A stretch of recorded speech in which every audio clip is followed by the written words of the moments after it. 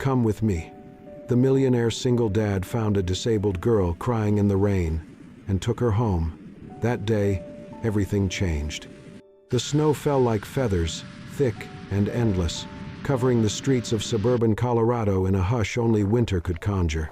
It was Christmas Eve, but instead of twinkling lights and joyful carols, the city was blanketed in cold silence and shimmering white. Nathaniel Rowan gripped the steering wheel as his black SUV inched through traffic. His 5-year-old daughter, Susan, sat in the back, humming softly to herself, a gingerbread cookie clutched in her mittened hands. The road ahead was blocked, an accident perhaps, forcing Nathaniel to turn off into a quieter street near the edge of a city park. Snow crunched under the tires as they rolled down the narrow lane. Then Susan's voice broke the silence. "Daddy, stop." Nathaniel's brow furrowed. "What is it, sweetheart?" She pressed her tiny hand to the window. "There's a lady under the tree." He slowed the car.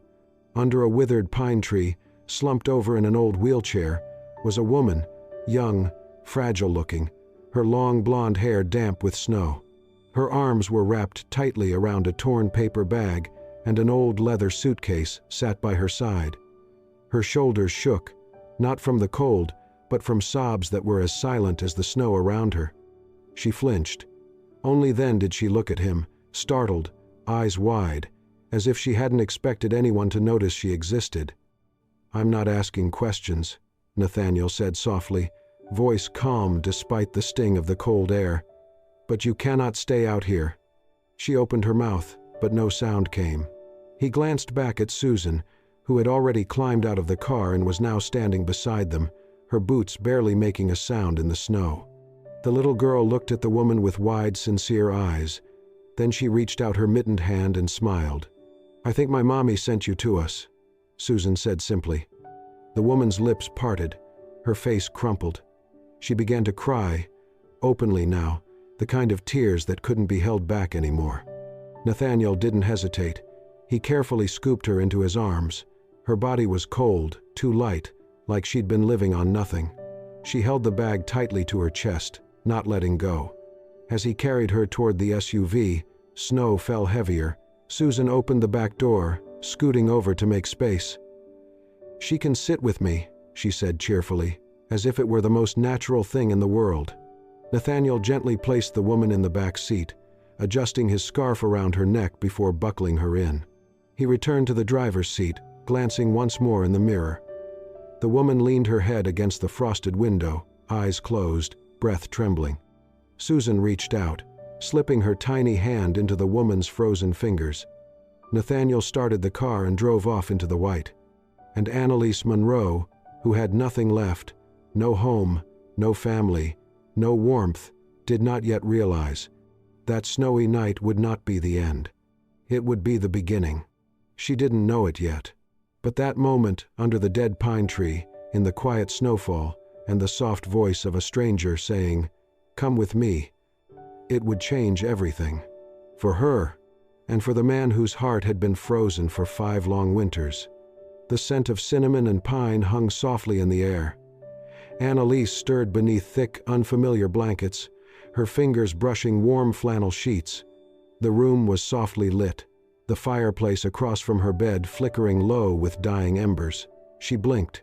For a moment, she wasn't sure where she was. Then she heard a small gasp. "She's awake!" Susan burst into view, her arms flying around Annalise before she could even sit up. The hug was clumsy, tight, and filled with the kind of uninhibited love only a child could give. Annalise winced slightly. Her body ached, but she didn't pull away. "I knew you were a snow angel," Susan whispered into her shoulder. "Daddy said you just needed rest." Annalise looked over the girl's head, seeing the edges of a grand room. Ornate molding, high ceilings, bookshelves filled with hardcovers, a crystal snow globe perched near the window. Outside, the snow was still falling. She cleared her throat. "Where's your father?" As if on cue, Nathaniel appeared at the door, still in his suit pants and a dark sweater. He carried a tray with a steaming cup of tea and a small bowl of soup. He paused when their eyes met, then gave a polite nod. "You're safe here," he said gently. "No one's going to ask you to explain anything. You're not ready to." She hesitated. "I'll leave once the snow stops." He didn't push. He simply placed the tray on the side table and handed her a folded piece of paper before stepping back. Once he left the room, Annalise opened it. The handwriting was neat, deliberate. "If you need silence, I'll give you that. But if you need a place to start again, there's space here. N." The words struck something deep in her. In the days that followed, the snow did not stop. It thickened, blanketed the world in silence. But inside the Rowan home, there was life. Annalise remained quiet, polite. She moved between the guest room and the living room, always in her chair, always trying not to take up space. But Susan would not let her disappear. The little girl followed her like a shadow, always talking, always drawing. She began sketching pictures, simple, sweet, childish portraits of 3 people, a man, a girl, and a woman in a wheelchair. "This one is you," Susan said proudly, pointing at the golden-haired figure. "You're the fairy in the snow." Annalise had to look away. One afternoon, while Nathaniel was on a business call upstairs, Susan wandered outside to the back garden without a coat. The snow was softer now, but deep enough to hide a child if no one was watching. Annalise, reading quietly near the fireplace, looked up and realized the little girl was no longer in the room. Panic tightened her chest. "Susan?" No response. She wheeled herself toward the back door, calling again, louder. "Susan!" Still, nothing. Her breath quickened. Without a second thought, Annalise flung the door open and pushed herself outside. The cold slapped her face. The ramp was slippery, but she didn't care. She rolled into the snow, wheels crunching through the fresh powder. Her fingers ached. Her chest burned. Her scarf fluttered away. "Susan!" Finally, near the edge of the garden, she spotted a small figure crouched near a bush, crying. Annalise pushed herself harder, her arms trembling. When she reached Susan, she grabbed her in an embrace so fierce and desperate, she nearly collapsed. "Sweetheart, you're okay. You're okay," she whispered, her voice cracking. She pressed her cheek against the girl's cold hair, tears freezing on her own face. Susan looked up, eyes wet. "I got lost." "I know, baby, I know. But I found you." She held her close, rocking slightly, her legs numb, her heart pounding. Behind them, footsteps crunched. Nathaniel had come running outside, breathless, eyes wide. He froze at the sight before him, Annalise holding Susan in the snow, her body trembling, her cheeks raw from wind and tears. For a long moment, he just stood there. Gratitude swelled in his chest. But it wasn't only that. Watching her like this, braving the cold, the pain, the fear, he felt something stir inside him that he hadn't felt in years. Not pity, not admiration, but the beginning of something much deeper. That night, as the fire crackled low and Susan curled up on the couch with a blanket and cocoa, Nathaniel watched Annalise from across the room. She was silent again, but different. Not withdrawn, just calm, present. He realized then, in that moment under the falling snow, when she chose love over comfort, instinct over safety, Annalise was no longer just a stranger in need. She was someone who would risk pain for someone else's child, someone brave. In that moment, Annalise was no longer the girl everyone had looked at with pity. She was someone who chose love over fear, someone who could still save and be saved. Snow still blanketed the world outside, but within the Rowan house, the cold had begun to thaw in more ways than one. The fireplace crackled steadily, cinnamon rolls baked in the oven, and laughter, light, bright, innocent, bounced off the walls of the once quiet home. Susan sat at the kitchen table, surrounded by colorful sheets of paper. Annalise guided her small fingers through the delicate folds of a paper flower. "Like this?" Susan asked, squinting in concentration. Annalise smiled softly. "Perfect. Just tuck the edge here. Now twist. There you go." The result was a slightly lopsided paper rose, but Susan beamed as if she had created a masterpiece. "Can I make one for Mommy?" she asked suddenly. "I mean, for her picture?" Annalise looked up, surprised. Susan was already reaching for a crayon, flipping to a page in her sketchbook. It was a drawing, a child's memory brought to life. A woman with long brown hair, wearing a blue scarf, holding Susan's hand. "That's how I remember her," Susan said quietly. "Daddy says I have her eyes."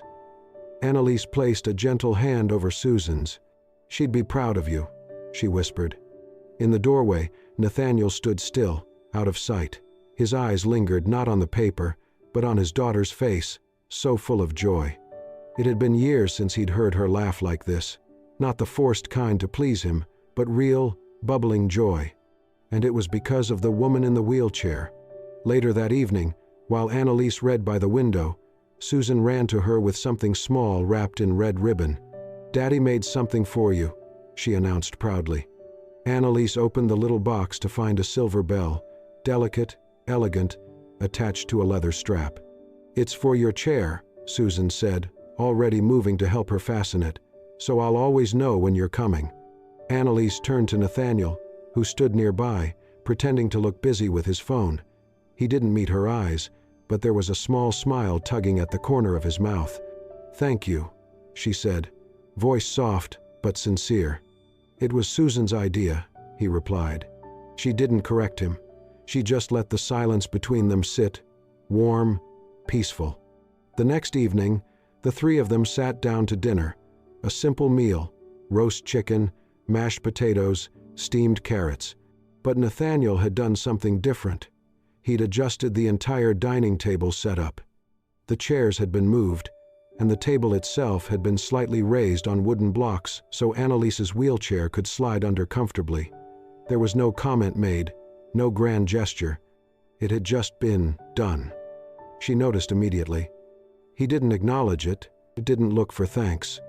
But when she glanced at him across the table, their eyes met. She smiled. He nodded, barely. Little by little, the cold inside her was melting. On the third evening, Nathaniel surprised them both. "There's a holiday market tonight in the old town square," he said casually. "They're lighting the big tree. Would you two like to go?" Susan jumped up. "Yes, yes, yes!" Annalise hesitated. "I don't want to." "She wants to go with you," Nathaniel interrupted gently. "And so do I." She met his gaze, and something unspoken passed between them. The town square sparkled with golden lights and evergreen garlands. Snow fell gently, like it had rehearsed. The air was filled with scents of roasted chestnuts and hot cocoa. People wandered between stalls, bundled in scarves and mittens. Music floated from a live quartet playing near the center. Annalise watched Susan dash from one booth to another, pointing at ornaments and handmade dolls. Nathaniel stayed close, always watching, always alert. Annalise trailed behind, smiling, really smiling. Then, it happened. The quartet began to play a familiar tune, soft, slow, hauntingly beautiful. "Sleep, my child, and peace attend thee." Annalise froze. The notes wrapped around her like ghosts. It was the lullaby, the one her mother used to sing, the one that only lived now in faded memory. Her hands trembled on the wheels of her chair. Nathaniel noticed immediately. "Are you all right?" She didn't answer. Instead, her eyes welled up, and before she could stop it, a tear rolled down her cheek, then another. Nathaniel stepped forward. He didn't say a word. He simply reached for her hand, slowly, carefully, like asking for permission without speaking. Their fingers touched. She didn't pull away. She let him hold her hand. They stood there together in the light of the tree, surrounded by laughter, music, and strangers who didn't know that something important had just happened. Not a kiss, not a confession, not even a promise. Just a hand, holding another, steady and sure. No words were spoken, but in that moment, his hand said more than 1,000 voices ever could, and it was warmer than any fire she had ever known. The days passed gently, as if time had agreed to slow down just for them. Annalise found herself settling into the rhythm of the house, not as a guest, not quite family, but something in between. She was quiet, thoughtful, always helping in small ways. She folded Susan's laundry, read bedtime stories when Nathaniel worked late, and rearranged the spice rack with a kind of quiet pride. But Nathaniel sensed something beneath her calm, something she carried like an invisible weight. One snowy evening, while Susan was asleep and the house was wrapped in silence, Nathaniel found Annalise sitting alone by the fireplace. She was staring into the flames, a sketchpad on her lap. He sat down a few feet away. "You used to draw?" he asked gently. Annalise didn't look at him. Her pencil moved slowly across the page. "I used to teach," she said after a moment. "Art, at a public school in Brooklyn." He didn't speak, letting her decide what to share. "I started a mural project for underfunded schools," she continued. "I wanted the kids to see color even if their lives felt gray." She turned the sketchpad toward him. On it was the rough outline of a mural, a garden of handprints turning into butterflies. Bright, chaotic, full of joy. That one was for a school in East Flatbush. The building was so run down, but the kids were. Her voice broke off. Nathaniel leaned forward slightly. "What happened?" Annalise's eyes dropped to her lap. "There was an accident. A car jumped the curb one morning. One of my students was in the way. I pushed him out, but I didn't make it." Nathaniel's breath caught. "I woke up in the hospital. Couldn't feel my legs. Lost my job. Lost my partner. And 6 months later, my mother had a stroke." Her voice didn't shake. It wasn't dramatic, just tired. She looked at him then. "I don't tell you this to make you feel sorry. I just don't want to be someone you pity." "I don't," Nathaniel said. "I see you." She gave him a sad smile. "I'm not sure I even see myself anymore." The next morning, Nathaniel made a call, then another, and another. He didn't tell her what he was doing. 3 days later, he stood across the street from a familiar building in Brooklyn. The school looked just as she had described: aged brick walls, iron gates, a playground in desperate need of repair. But the wall that once held her mural was still there. The colors had faded, the paint was peeling. Someone had spray painted over part of it, but beneath the damage, he saw it. The butterflies, the handprints, the joy.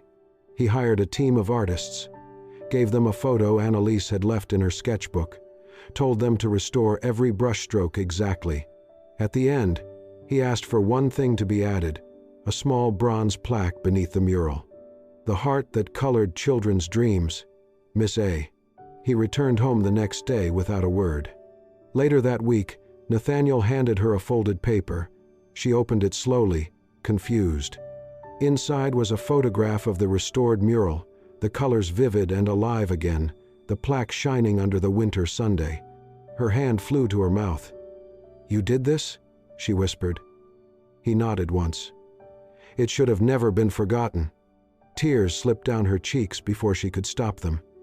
Not from sadness, not even from gratitude, but from something deeper. Validation. After all these years, someone had remembered not what she lost, but who she had been. No one had looked at her that way in a long, long time. Not as a burden, not as someone to fix, but as someone who once brought beauty into the world, and still could. She held the photo to her chest and wept, quiet, cleansing tears that felt like the first step toward becoming whole again. For the first time in years, someone had remembered what she used to be, not just what she had lost. The letter arrived on a crisp January morning, slipped beneath the door in a plain white envelope. Annalise recognized the logo before she even opened it. She had written to the research hospital months ago, before she met Nathaniel, before she ever thought she'd stay. Inside, the words blurred as she read, "A full evaluation, experimental spinal procedure, covered entirely by grant funding. Travel and accommodation included, must relocate for several months." Her heart pounded.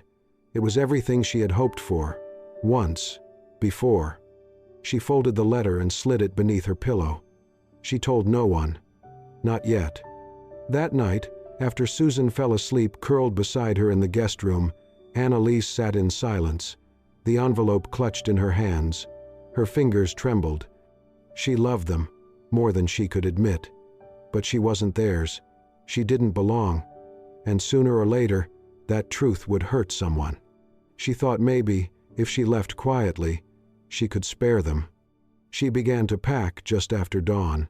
She folded her clothes with slow, deliberate hands, took down the paper flowers Susan had taped to her headboard, picked up the silver bell from her wheelchair, and placed it gently in the side pocket of her bag. She zipped the suitcase halfway, then paused. From the doorway came a small voice. "Why are you packing?" Annalise turned, startled. Susan stood barefoot in her pajamas, hair tousled, holding her stuffed bunny by one ear. She faltered. "I have to go for a little while." Susan's eyes filled instantly. "You're leaving?" Her voice cracked. "But you're my snow fairy." Annalise knelt beside her, reaching for her hands. "Sweetheart, I'm not leaving because I want to. I have to. It's for something important." Susan yanked her hands away. "That's what Mommy said." Annalise froze. "She said she'd come back." Tears spilled down Susan's cheeks. "But she didn't. And now you're doing the same thing." Annalise felt her chest cave in. "No, Susan, it's not the same." "Yes, it is," Susan shouted, then ran from the room. Annalise sat in stunned silence, her hands trembling in her lap. Downstairs, Nathaniel heard the commotion. He met Susan on the staircase, tears running down her face. She ran into his arms. "She's leaving," Susan sobbed, "just like Mommy." He didn't ask questions. He didn't wait. He climbed the stairs 2 at a time, his jaw tight. When he reached the guest room, Annalise was sitting beside the half-packed suitcase, her eyes red. "You were going to leave?" His voice was low but shaking. "Without saying anything?" "I didn't want to make it harder," she whispered. "I didn't want to hurt her." Nathaniel stepped inside, his expression unreadable. "So instead, you thought disappearing would hurt less." "I got accepted into a program," she said, holding up the letter. "They might be able to help me walk again. It's in another state. I'd be gone for months. I didn't think—" "No, you didn't," he snapped. She flinched. His voice rose, cracking. "Do you think this is easy for me? Do you think I just bring anyone into my daughter's life?" Tears welled in her eyes. "That's why I have to go. You've already lost someone." "I lost the woman I loved because I wasn't brave enough to fight for her," Nathaniel said, louder now. "And I'm not letting that happen again." Annalise stared at him. His hands were clenched at his sides. "You think you're doing this to protect us. But the truth is, you're scared. You don't believe you deserve this. Any of it." He took a deep breath, voice shaking. "But you do. Damn it, Annalise, you do." She was crying now, silent tears streaming down her cheeks. "You matter," he said, softer now. "Not because of what you've lost, but because of who you are. And we don't want a goodbye. We want you." For a moment, all she could do was breathe. And then she nodded. Not a big, dramatic gesture, just a small, almost imperceptible motion. But it said everything. She wasn't leaving. Not tonight. She thought leaving would protect them. She didn't realize. She had already become the very thing that held them together. The suitcase remained under the bed, untouched. The letter from the out-of-state hospital sat folded inside a drawer, unread for days. And for the first time, in a very long time, Annalise didn't feel like she was waiting for her life to begin somewhere else. She had chosen to stay. The morning after her decision, she met with a specialist at the local hospital. Nathaniel had arranged everything, but said nothing about it. No offers of help, no discussion of cost. Just quiet, unseen support. She learned about a new treatment, less invasive, longer-term therapy, designed to restore strength and some mobility. The odds weren't guaranteed, but for Annalise, the possibility was enough. Each morning, she wheeled herself down the driveway to a waiting car. Each afternoon, she returned exhausted but hopeful. It wasn't dramatic, it wasn't fast, but it was real.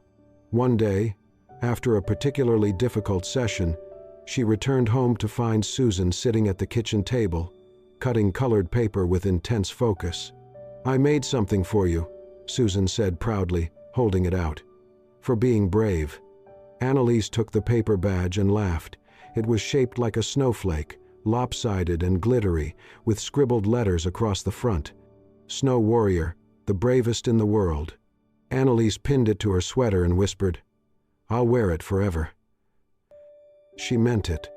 That night, she stepped out onto the porch for fresh air. The snow had started to melt. The wind was softer now. There was peace in the stillness, until she heard voices down the street. Curious, she wheeled herself slowly toward the corner and saw it. 2 news vans, a small crowd of reporters, and Nathaniel in the center, trying to move past them. "Mr. Rowan, is it true you turned down a merger worth $80 million? Are you stepping away from Rowan Global permanently? Is the mystery woman we've heard about the reason for your disappearance from the board?" Annalise froze.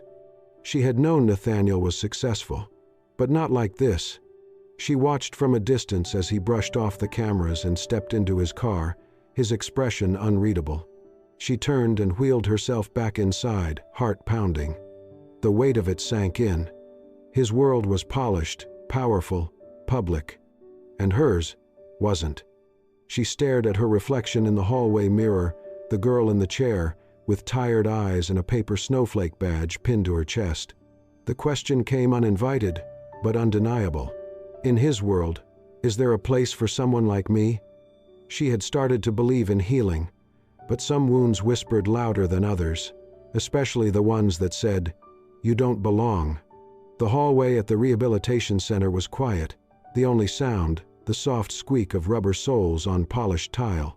Annalise stood between parallel bars, sweat clinging to her temples, arms shaking from the strain. She had taken 4 steps that day, uneven, unsteady, but hers. And then, on the 5th, her knees buckled. The physical therapist reached to catch her, but someone else was already there. Nathaniel. He dropped to the floor beside her, arms strong and sure, cradling her gently.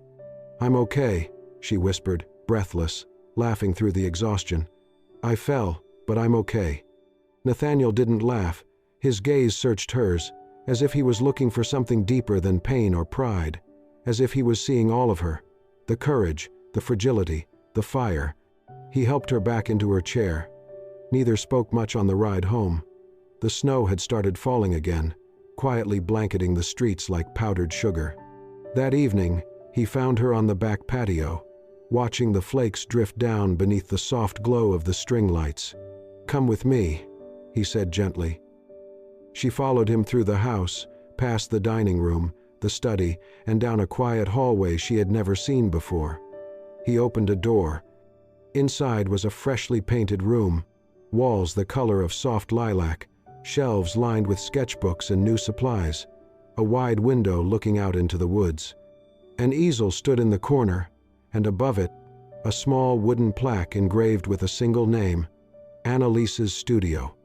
She covered her mouth with her hands. Nathaniel handed her a rolled-up paper. She unrolled it slowly. It was the blueprint for the room. The notes were in his handwriting, every detail thought through, every measurement precise. "I didn't want to ask you to stay," he said quietly. "Not like that. Not with a ring or a promise you're not ready for." He looked at her, steady. "But I also couldn't stand the thought of you feeling like a guest here. This is your home too, if you want it to be." Tears welled in her eyes. No declarations, no fairy tale lines, just a room, a place, a truth. He stepped closer, took her hands. "I don't want to rescue you, Annalise," he said. "I just want to stand beside you, wherever you are." And in the doorway of that little room, with snow falling outside and Christmas lights glowing behind them, Annalise leaned in. He met her halfway. Their first kiss was soft, no fanfare, no rush. Just warmth, meeting warmth in the quiet space where 2 broken hearts had finally found something whole. No one saved the other. They simply found each other, at the moment their hearts needed it most. Snow blanketed the earth once again, falling softly like it had the year before. But this time, it didn't feel cold. It felt familiar, gentle, full of memory. A full year had passed. Annalise stood inside a cozy, sunlit classroom at the local community center, leaning slightly on her crutches. She moved slowly, but confidently, no longer confined, no longer afraid. Children sat around her in a circle, their hands smudged with paint, their laughter bouncing off the walls. The room was filled with color, joy, and life. She had started the art program 2 months earlier, a free class for children with disabilities and those from underprivileged families. The supplies were donated, the space was gifted. The support, quietly arranged, came from Nathaniel. She had hesitated when he offered, but he simply said, "This is yours. I'm just standing behind you." As the class ended, Susan burst through the door, snowflakes clinging to her red coat and curls. "Hi, Mommy," she called out, running into Annalise's arms. Annalise smiled and pulled her close. "You're the girl with the snow heart," Susan whispered, and the smile that melts the cold. That night, their home glowed with warmth and soft lights. The Christmas tree stood tall, waiting to be decorated. Annalise, Nathaniel, and Susan worked side by side, hanging ornaments, stringing lights, placing handmade snowflakes at the very top. When they finished, Nathaniel disappeared briefly, returning with a small velvet box in his hand. He didn't kneel, he just sat beside Annalise, opened the box, and revealed a vintage ring. "It was my mother's," he said. "She would have loved you." He took her hand. "This time," he whispered, "I'm not letting something good slip away." Annalise said nothing. She just smiled, softly, surely, and nodded. Susan jumped into their arms with a squeal, wrapping them both in a hug. The winter that began with sorrow had ended with something far greater than hope. It ended with love, with home, with family. And that was Come With Me, the millionaire single dad who found a disabled girl crying in the snow, and everything changed that day. A story of second chances, quiet courage, and the kind of love that heals without needing to fix. If this story touched your heart, made you smile, or brought a tear to your eye, please don't forget to subscribe and hit that hype button to support the Soul Stirring Stories channel. We bring you emotional, heartwarming tales that remind us all that even in the coldest seasons, love can still bloom. Thank you for watching, and we'll see you in the next story.